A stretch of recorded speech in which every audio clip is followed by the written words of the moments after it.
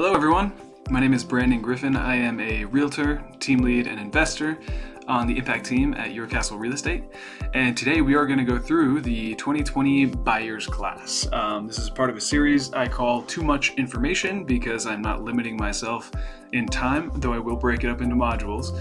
And if you know me, I love the details. So I teach this class 2 times a year or so, right around the fall. And I also teach it privately to anyone who's interested for free.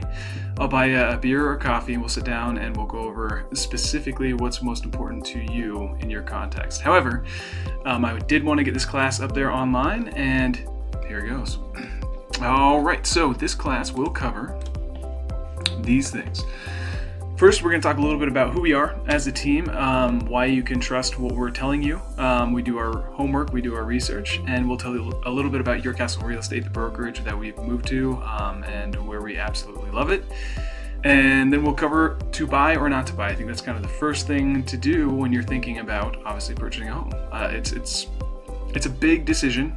There are a lot of little moving pieces. So if you can kind of figure out whether it's worth all the effort ahead of time, I think that's a great way to go.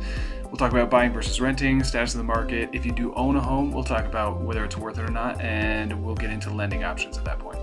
And finally, we'll get into the process, which has 3 phases in my mind: preparing, then searching, then closing. And we'll talk a little bit in detail about all the different steps within those phases.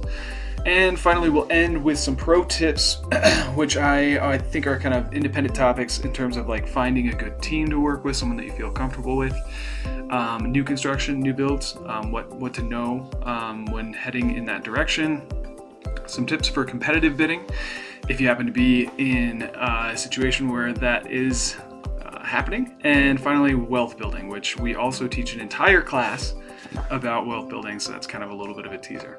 All right. Let's dive in.